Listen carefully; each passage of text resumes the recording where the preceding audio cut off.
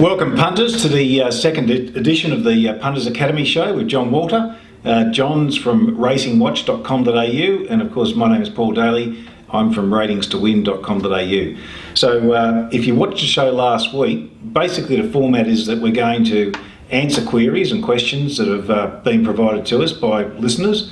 Obviously you can write in and we can discuss sort of any topic that's racing, or it's educationally based, or it might just be a question about a particular horse or a particular race that you might like us to cover. So John, I thought we might just start off and get straight into it.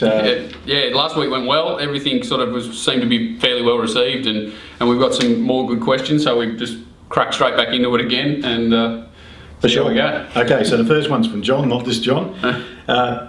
Hi Paul, I watched your new show with John Walter, and it's great that you're both being very generous with your time. As for an idea, it may be interesting to have a casual Wednesday and or Saturday punter come on your show and explain their process, what they go through and what they do in terms of the study for a particular race, with John and yourself critiquing, challenging or giving them advice about their selection process, how they could improve, areas to focus on, etc.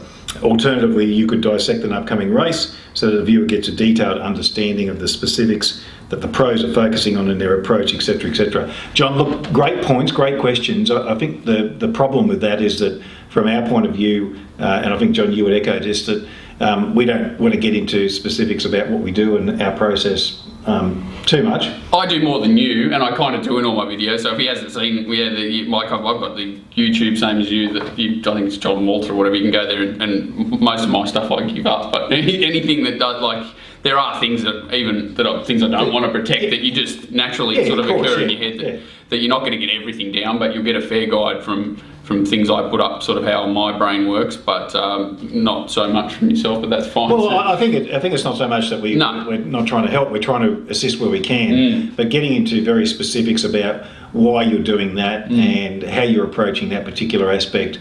A lot of that's valuable IP, and look, we're willing to help and share, but I think that's a bit of an issue. Yeah, we'll guide you down the path, but you've still got to connect the dots a little bit. I think so, and that's really the point, is that you've got to be prepared to do the work yourself. You've got to be prepared to sort of do some research for yourself and hopefully learn from some of the things that we're telling you, and maybe some of the things that our listeners sort of come up with in some of the questions. Combine. I know I saw something, I think it's in here, where they said they combine, like said, ours and Racing Rant. They like to sort of compare. You run things that I might say, Paul might say something different, Glenn, Gordo, everyone's got a different opinion on how to tackle certain things, and you make up your own mind what works best for you, and that's kind of how it works. Yeah, fair call. As far as getting a sort of a casual race goer on, I don't know if that's probably going to work. Well, I know I was just talking to that Luke Bevo, who was doing some North Queensland work for you, and he's not a casual race goer. He's obviously a little bit keener than that, but he does have a day job, and someone like that I think would be interesting, but it's just not that easy to get them down. Like, he's up in North Queensland, and there's not that many local that I'm too aware of, but I'll keep my ear to the ground about anyone. It's interesting because even the questions they throw at you, they're thinking a little bit differently to what we kind of are if we're immersed by it every day. So it does add an extra dynamic that would be interesting. As far as Luke goes, Luke's a young man in North Queensland that John just mentioned. Someone I've done a little bit of work with, and hopefully I've helped. Luke, if you'd like to provide any feedback on that, or areas where you think I've been able to help you, please do. Mainly around staking and money management, that sort of stuff. Yes, he's super keen, but obviously very green in a lot of areas, but more importantly, he's so keen to learn off anyone and take things on board, and I'm sure he throws a lot of stuff out along the wayside, but he definitely listens, and he's progressing really well. His results are really good with it. I've seen him probably longer than you, actually. The things he sent through to me, he's always, that there's plenty of work gone behind it. And I was talking to before, he's got a blog starting today. I'll send that out. Just do it in an email. I'll send it through to you too when he sends it to me today. Yeah, that'd be worth looking at. Yeah. Okay. Good on you. Okay. The next one is Lethal Lanny, is it? Yeah, Lethal Lanny. Yeah. Okay. Right. What do you make of horses that drop back in class to seemingly get an easy kill, but actually not get the job done? How far back do you go on a horse's form, or do you believe before you think that they may not run to that rating again? Look, good question.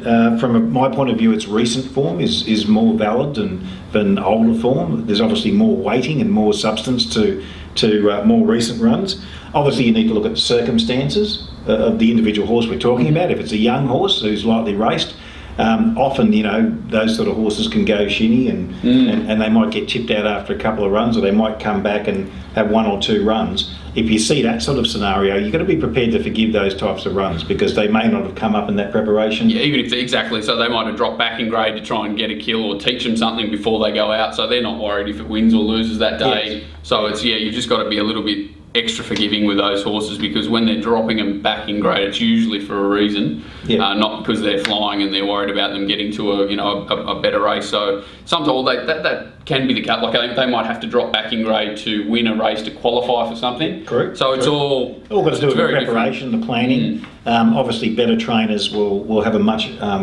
a deeper grasp of where their horse's potential might lie. They're funny, like it had me thinking of a horse when I read this. Is a horse called Vaucluse Bay, one of Waller's horses. So it dropped back in grade for a couple, went to Gosford one day and sort of got away with a maiden, I think, and then it went to a Hawkesbury, pretty average race and got beat a couple of times. Then he stepped it back up in class, but seemingly not going well, and it's put away 2 Metro races in a row. And it's really lifted. Its figures have really gone forward. And so when they reverse it, when it looks like the horse has been disappointing, they put it back up in grade. You've got to take notice of that too. So it's all dependent on the trainers kind of thing and their patterns, but it doesn't always mean they're not going well when they don't put a race. There's obviously things can be against them in those races, absolutely. From my point of view, from a ratings perspective and a numerical perspective, the class factor pre-race doesn't come into it as much because that factor has all been encapsulated in the rating that I've done post-race, if that makes sense. So we've already taken into account the race quality, the quality of the entrance, in that particular heat of that particular class of race. So it's not so much I think about class. You don't give them a double plus for it's already in there, and then it's just about the circumstances on the day. Correct. Yeah, it's more about the what rating might be more appropriate to use. It could be a distance issue, it could be a going issue, it could be. And that'll be pretty close to if you're not using ratings, it's the price will pretty much have that in it already too, the dropping back in claim. So if you've really got to have a reason to back that horse, not simply just because it's come back in grade. Yeah, well, people often make the mistake, don't they, John, of going, well, we've got a restricted horse here who's been running around, say, a couple of runs at the midweek provincials, Metro, and then they drop them back to maybe a maiden at the... like Star and Monsoon or something like that. They just look like they're a gimme at $1.60, $1.80, and they'll pull your pants down. They will, because often the horse's performances in terms of ratings will lift when they go up in grade, because they're chasing better horses. Yes. Okay, so hopefully that covers that one. This one's from Jamie Curry. How much do you let the market dictate, if at all, your confidence levels on a horse? For example, if you're keen on a horse that has a perfect setup and in your mind it should be even money and the market has it $3.50 and an early drifter, do you bet up or tread carefully? John, do you want to go first? Good question, and I'll probably cut it into two, so say country, provincial, metro. If it's metro and it's blowing, obviously from a bigger stable more likely, and I can't work out why it'll set off a lot more alarm bells for me than if it was in the country provincial, because the markets are shifting so drastically for so little money. So it's the market's not a really strong guide until late. So especially early money, I'm not paying too much attention to. If it's really late and it's a dramatic drift, it's silly to say it's not affecting you mentally. There's a reason. It's hard to just say, I'll just keep unloading. But unless I'm very confident that I know more about this horse than anyone else in the market possibly can, that's the only way I'll just keep betting. I think that's the way Jamie's presenting it, is that we've got a horse here that we've marked evens. We are confident in that assessment. So it's not a case of, it could be 2 to 1. Yes. We're very confident that even money is around about the right price. They're betting 5 to 2 or $3.50. What do we do? For me, stable's important. Where the horse is in its preparation is important. And, as John said... So the more confidence you can have that your numbers are correct and your everything, your whole race conclusion is correct, because it's had your previous runs, or you've got recent form, you've got everything to say that evens should be the number. evens on that horse, but it's also what the other horses are in the race. Yes. Because if you're not confident about one or two of the other key chances, and you're not quite sure where they're at because it might be a fitness issue, you need to build that in. I mean, you could be wrong insofar as those horses might be better than they can improve, or for whatever reason. And look, a great example was Saturday. You were more right than I was for sure. Le Romain. I mean, you found the winner in your figures. I felt that it had to step up and make too big a leap to improve, but it did. And now the trials indicated that the horse had certainly gone forward. Yes. But it did improve more than what I thought it would. So that's a great case in point. But for me, if I've got it evens and it's 5 for 2, I'm betting as though it's an even money chance. If all other things tell me that I'm okay. So if it blows from 5 to 2 to 4 to 1, do you up your bet on that? No, I don't know. Because you're betting to win the same percentage anyway. I'm betting to collect a percentage based on my market price. So I'm betting to collect 4% on most races. I mean, there are some races where if I'm really confident, I might increase that. But let's just say, take it for granted, around about the 4% objective is what I'm looking for. So that means I'm betting 2% of my bank on that horse if I've marked it $2. Yes. If it gets to $4, I'm still having my 2%. Yes. So I'm getting You're getting a better return for the same outlay. Correct. Yeah, correct. but you're not reducing your stake or increasing it. You're just you're handling it. You're saying that you're confident in your mark, and that's it. Unless there are some issues, i.e. stable, that the horse might have gone over the top, or I might be a little bit concerned. But then again, that comes down to I think, confidence on the race, because when you price one horse, you can be very sure that you've got that one pegged. Yes. But you may not be sure about one or two of the other key chances. Yes. And so that's where you have to be a little bit flexible. And if the money comes for those horses with queries, you've probably got to be even more. You've got to discount. You've got to Yes. discount to some degree your price. Yes. On that Yes. horse, because the market is telling you that these other horses that you had queries on are expected to do something. It's telling you more about them than what you can possibly know. Yes. So I think that answers that question, John. Yes. Well. Okay. This one's from Nettie64. There are many that consider the Brisbane racing scene as a basket case. What hope does the panel give Brisbane to recover, considering its worsening financial position, together with the fiasco that centres around the racing service at Eagle Farm? Are they also poorly administered and lacking political support? Interested to hear your thoughts. Now, I can make a few comments on this, Nettie. I've had a little bit of exposure with the board insofar as I've had some dealings with the CEO. The dealings that I had left a little bit of a sour taste in my mouth, because they had made certain commitments to us in relation to things that they were going to do. They'd contracted us and agreed for us to do certain work for them that didn't eventuate. Now, it's not the fact that it didn't eventuate, it's the fact that they made a deal. We were prepared to, our systems were all go, and they disappointed us. So on that basis, that's an administration issue, I think. The CEO's background, without doubt, is excellent when it comes to managing businesses at a larger corporate level. He doesn't have the experience with racing, which is a concern, but I don't think that the board's main focus was to get somebody like that. Yeah. They were more interested in getting a good business manager, profitable business, someone who could make the most of their assets, someone who could make the most of their revenue streams, and on that basis, they probably got the right person. But racing needs more than that. You need support around him, with the racing. With the racing mind, with the racing mind, and so and that's the problem. The Eagle Farm, look, that's been well documented. I can't add anything to that. The track has never played well.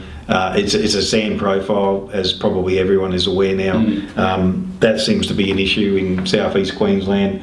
I don't have the expertise to sort of. No, they've come out with all sorts of reports which probably have a bit better information in them, but anyway, they're ripping it up, or partly ripping it up. The surface, they're going to undertake some capital works on the track, and we only have to hope that it gets back to what Eagle Farm was. I mean, Eagle Farm, when it wasn't raining, was a great track. The one that had been there for 100 years. 100 years old, yeah. But unfortunately, we've had some issues there. So, look, there is some all sorts of rumour and discussion around the board and whether or not some of the current management will remain. But that's just speculation. I can't offer anything, and I don't think. I think there's some positives here with Waller moving up here. I think there's positives with other Sydney stables looking at moving up here and sort of separating their slightly lesser class of horses that are probably running into each other too much in Sydney at the moment. So that's going to only strengthen it. It'll toughen up the area, and I think people like Waller can command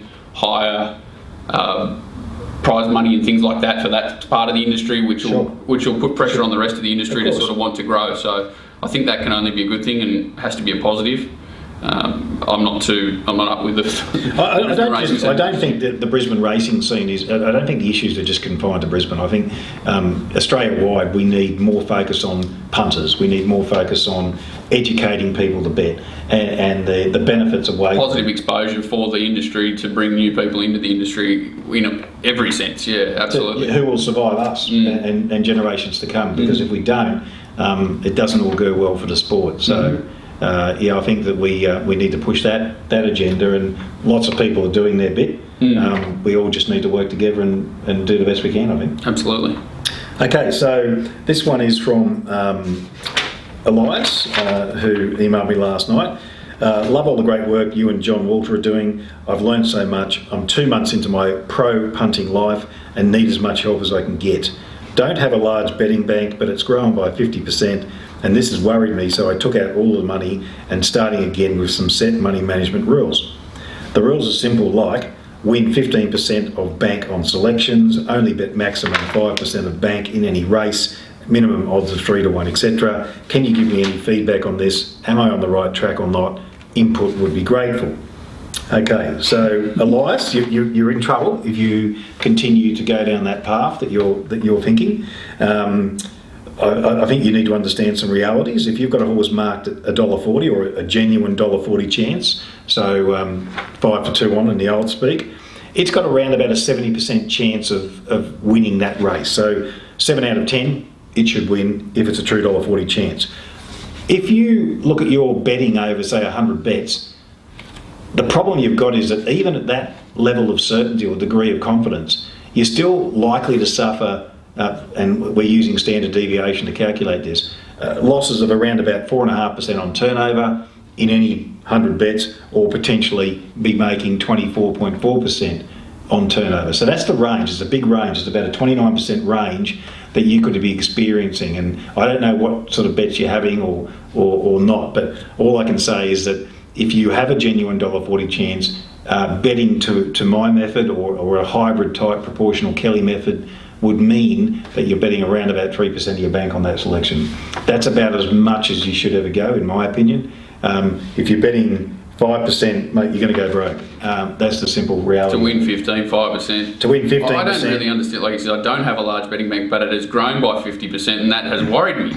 Well, I think it's worried him because he knows that he's got there too quick. Or he's got there too quick, and so he's. So it's maybe just. I'll make a prisoner of some of those profits. Yeah. I'll pull them out, and I'll try to start again with some decent strategies. So, even if it's a true 3 to 1 chance, so that's a 25% liability and probability and a 75% likely losing situation. Over 100 bets, you could be anywhere between minus 28 and plus 48%. So if he has his max bet on his minimum price, he's doubled his bank. Pretty much, it's too much. Sorry, no, that's not right.